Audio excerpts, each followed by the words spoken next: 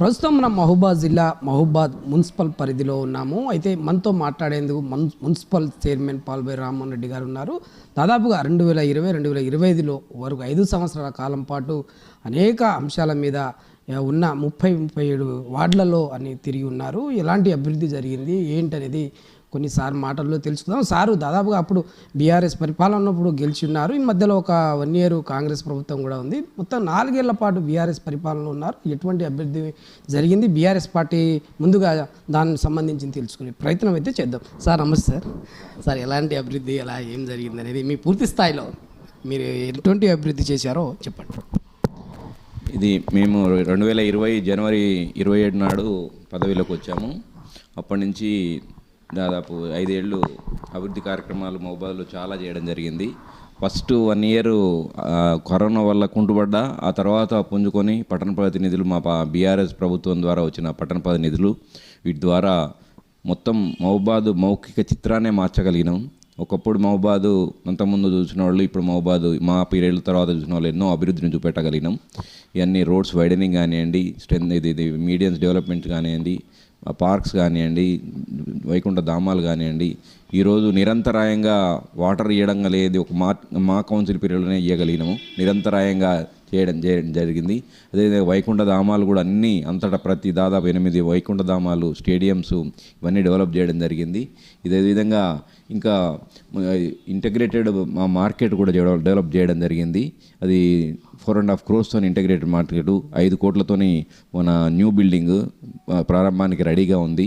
అదేవిధంగా ఇంకా మనం చాలా తెలంగాణ క్రీడా ప్రాంగణాలు కానివ్వండి, డ్రై రిసోర్స్ సెంటర్ కానివ్వండి, ఇవన్నీ యానిమల్ బర్త్ కంట్రోల్ అనేది మనకు చాలా ఎక్కడా లేని విధంగా చేయడం జరిగింది. దాని ద్వారా డాగ్స్ను ఫ్యామిలీ ప్లానింగ్ చేసి వాటిని కంట్రోల్ చేయడం జరుగుతూ ఉంది. అదేవిధంగా హైమాస్ లైట్లు చాలా దిక్కులు పెట్టడం జరిగింది. ఈ యొక్క కన్స్ట్రక్షన్ ఆఫ్ అండర్ బ్రిడ్జ్, దాని ద్వారా చాలామందికి ఎన్నో రకాల బెనిఫిట్స్ జరిగినాయి.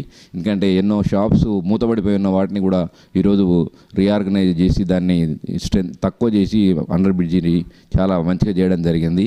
అదేవిధంగా ఇంకా ఎన్నో రకాల కార్యక్రమాలు, మిషన్ భగీరథ కానివ్వండి, ఇంకా ఇవన్నీ కార్యక్రమాలు ఎంతో సమర్థవంతంగా తీసుకున్నాం. సీసీ రోడ్స్, డ్రైన్స్ కూడా ఇంటర్నల్గా మేజర్ డ్రైన్స్ అన్నిటిని కూడా చేయడం జరిగింది. ఆ విధంగా మహబూబాద్ను అన్ని రంగాల్లో డెవలప్ చేయడం జరిగింది. ఇంకా సంక్షేమ కార్యక్రమాలు కూడా చాలా తీసుకోవడం జరిగింది. ఈ యొక్క ఇది ప్లాస్టిక్ రహిత మహబూబాద్ దాని మీద కూడా ఎన్నో కార్యక్రమాలు చేయడం జరిగింది. వైద్యపరంగా ఒక బస్తీ దవాఖానాను కూడా నిర్మించడం జరిగింది. ఆ విధంగా ఇంకా ప్రతి ఒక్క కార్మికునికి మెడికల్ ఎయిడ్ అందే విధంగా మెడికల్ క్యాంప్స్ కానీ ఇవన్నీ నిర్వహించడం జరిగింది. ఇంకా అన్ని రకాల కార్యక్రమాలు మనం చేయడం జరిగింది.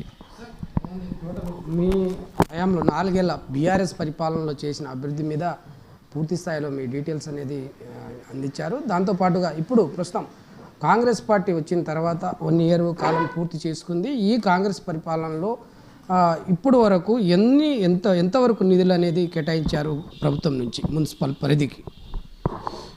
ఇప్పటివరకైతే మున్సిపాలిటీకి ఏ విధమైన డైరెక్ట్ నిధులు రాలేదు మాకు. ఓన్లీ ఎమ్మెల్యే ఎస్డిఎఫ్ ద్వారా వారు డెవలప్మెంట్స్ వాళ్ళ కౌన్సిలర్స్ వరకు చేయడం జరుగుతూ ఉంది. 1 ఇయర్లో మాత్రం మున్సిపాలిటీకి ఇంతవరకు గవర్నమెంట్ నుంచి ఏ విధమైన నిధులు రాలేదు. గారు దాదాపుగా గతంలో చూస్తే టోటలీ డాక్టర్ ఫీల్డ్లో ఉన్నారు. ఫీల్డ్లో ఉండి సమాజ సేవ కోసం ప్రతి క్షణము ప్రజల కోసం ఆలోచిస్తూ కొంతకాలం నడిపారు. తర్వాత ఒక 5 ఏళ్ల పాటు ఇటు రాజకీయంలో వచ్చారు. భవిష్యత్ కార్యాచరణ ఏంటనేది సార్ మాటలో కొన్ని విషయాల్లో తెలుసుకునే ప్రయత్నం అయితే చేద్దాం. సార్ చెప్పండి. ఇది దాదాపు 25 ఏళ్ళ ప్రస్థానం అది రాజకీయంగా. తెలుగుదేశం పార్టీలో ఉండి పనిచేసినాము. అదేవిధంగా టీఆర్ఎస్లో కూడా. ఈరోజు నాకు కేసీఆర్ గారు, అదేవిధంగా ఈ మంచి ఒక చైర్మన్ కేటీఆర్ గారి ద్వారా అవకాశం వచ్చింది. దీన్ని సద్వినియోగం పరిచిననే అనుకుంటున్నాను. రాబోయే కాలంలో కూడా పార్టీ ఏ విధంగా ఆదేశిస్తే ఆ విధంగా ముందుకు వెళ్తూ ఉంటాను. పదవులు అనేది ఇంకా అవి మనం అనుకుంటూనే రావు.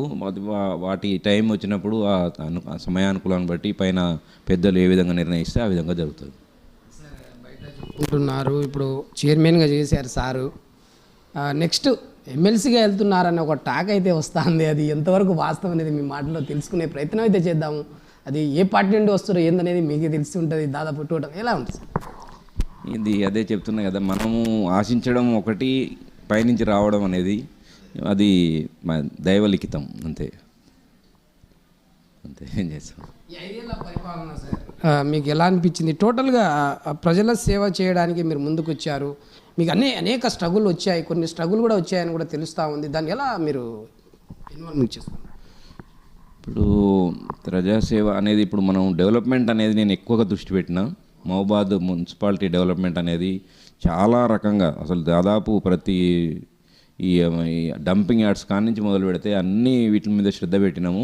ఆ విధంగానే సంతృప్తినిచ్చింది. చాలా ఒక ఇన్ఫ్రాస్ట్రక్చర్ను మహబూబాద్ మున్సిపాలిటీకి నేను ప్రొవైడ్ చేయగలిగిననే ఒక సాటిస్ఫాక్షన్ ఉంది. రాబోయే కాలంలో కూడా మహబూబాద్ డెవలప్మెంట్కు అవసరమైన అడ్వైజులు కానివ్వండి ఏవైనా చేసుకుంటూ వెళ్తాం. ఎమ్మెల్యే మురళీనాయక్ గారు ఉన్నారు. మురళీనాయక్ గారి హయాంలో మీరు కొన్ని పనులు చేయకంటే సబ్సిడీ చేయలేకపోయామని చెప్తున్నారు కదా సార్, మీకు ఎలా సహకరించారు ఈ 1 ఇయర్ కాలం పాలు? వారు అన్ని ప్రోగ్రామ్స్కి వచ్చారు, ఏదైనా ప్రోగ్రామ్స్ పెట్టినప్పుడు అంత వారు కోఆపరేటివ్గానే ఉన్నారు. వారు కూడా డాక్టర్, మా తోటి డాక్టర్ కాబట్టి అన్ని విధాలా మంచిగా కోఆపరేషన్ చేసిండ్రు. టోటల్ ఇప్పుడు చూస్తే 37 ఎన్నిసార్ వార్డు 37 కావచ్చా? ఆ 36 వార్డులో ఎన్ని కోట్లతో అభివృద్ధి జరిగి ఉంటుంది సార్? దాదాపు 70 కోట్ల దాకా మనం అభివృద్ధితో చేసినాం. 70 కోట్లు చేసినాం. టఫెడ్కో కానివ్వండి, స్టేట్ గ్రాంట్ కానివ్వండి, సీఎం ఎస్డిఎఫ్ కానివ్వండి, ఇవన్నీ కలిపితే 5 ఏళ్ల పరిపాలనలో 70 కోట్ల వర్క్స్ చేసినాం. పెండింగ్ ఏం లేదండి. ఒక పత్తిపాక రోడే అది బీటీ వేయాలి, అంత అయిపోయింది. ఈవెన్ గ్రావెలింగ్ అవన్నీ అయిపోయినాయి, బీటీ లేయర్ ఒకటే వేయాలి. అది అక్కడ ప్రాబ్లం ఏమైందంటే, మేము ఎంత కాన్సన్ట్రేట్ చేసినా ఆడ కొన్ని కోర్టు కేసుల వల్ల మేము ఏం చేయలేకపోతున్నాం. కోర్టు కేసులు ఉన్నప్పుడు ఆఫీసర్స్ ఆడపోయి డిస్మాంటిల్ చేయలేరు, వాళ్ళ జాబ్కు డేంజర్ అయింది. కాబట్టి మనం ఎంత చేసినా కానీ కోర్టు కేసులు ఉన్నప్పుడు ఏ విధమైన ముందుకు పోయే పరిస్థితి ఉండదు. ఆ విధంగానే ఆ ఒక్క పెండింగ్ వర్క్ ఉంది. అది అది ఆల్రెడీ టఫెడ్కోలో వచ్చిన బిల్లే అది, దాంట్లోనే చేసుకుంటూ పోతున్నది. దానికి సెపరేట్ నిధులు లేక కాదు, అది కోర్టు కేసుల వల్ల ఆగింది. సీఎం మన మాజీ సీఎం గారు కేసీఆర్ గారు మన కలెక్టర్ ఆఫీస్కి వచ్చి కూడా 100 కోట్ల నిధులతో మన మున్సిపల్కి కేటాయించిన పరిస్థితి. అది బడ్జెట్ ఎంతవరకు వచ్చింది అనేది పూర్తి డీటెయిల్స్ ఏంటి సార్? ఇది 50 కోట్లు వారు ఎస్డిఎఫ్ ఇచ్చిపోయినరు. దాంట్లో మనం గ్రౌండింగ్ చేసుకొని చేస్తే అవి వచ్చేది నిధులు వచ్చే ఉంటాయి. ఎప్పుడు కానీ నిధులు మనకు జీవో వస్తుంది, అంతేగాని నిధులు పైసలన్నీ ఇక్కడికి వచ్చి ఉండవు. మనం వర్క్స్ చేసి మనం బిల్స్ పెట్టినప్పుడు అవి ట్రెజరీ నుంచి పాస్ అవుతుంటాయి. అట్లా ఆ విధంగా 15 కోట్ల దాకా వర్క్స్ అయినాయి. అవి ఇప్పుడు ప్రస్తుత ప్రభుత్వం పరిశీలనలో ఉన్నాయి, అవి అవుతాయి. 50 కోట్లు వెళ్ళిపోలేదు, ఎటు పోలేదు. మనం చేయలేకపోయినాం ఆ టైంలో. కొన్ని కారణాంతరాల వల్ల అన్ని పనులను గ్రౌండింగ్ చేయలేదు. చేసిన 15 కోట్ల వాటికి వస్తాయి, వెనుకో ముందో వస్తాయి మనీ ఆ పనులు.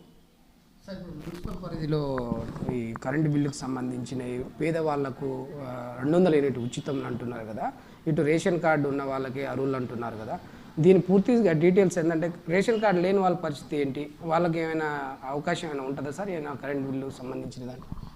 అది ప్రస్తుత ప్రభుత్వం ఏ విధంగా నిర్ణయం తీసుకుంటే అదే ఉంటుంది, మా చేతిలో ఉండదు కదా. అది మనం ఏం చెప్పలేము, అది చెప్పలేము, మనం ఎట్లా చెప్తాం. టోటల్గా సార్ పూర్తి స్థాయిలో 5 ఏళ్ల పరిపాలన జరిగింది, బీఆర్ఎస్ సంబంధించిన పార్టీలో గెలిచారు. నెక్స్ట్ బీఆర్ఎస్కి ఎటువంటి ముందడుగే వేయబోతున్నారు, బీఆర్ఎస్ పార్టీ ఎట్లా ముందుకు సాగిపోతుంది అనే దాని మీద చెప్పు. డెఫినెట్గా ఇది ఒక ప్రభుత్వం, ప్రజల్లో ఉన్న ప్రభుత్వం, అది ప్రజల్లో ఉన్న పార్టీ. ఈ అభివృద్ధి కార్యక్రమాలు లెక్కలేనని చేసినాము. కొన్ని కారణాల వల్ల ప్రజలు ఏదో మార్పు కోరుకున్నారు, కానీ మళ్ళీ డెఫినెట్గా మార్పు కోరుకొని మా పార్టీని అధికారంలోకి తీసుకొస్తారని ఆశిస్తున్నాం. వస్తారని చెప్పారు, అది వాస్తవం అవుతుందా? ఎమ్మెల్సీ అనేది నేనేం చెప్పలేదు, అది ఎమ్మెల్సీ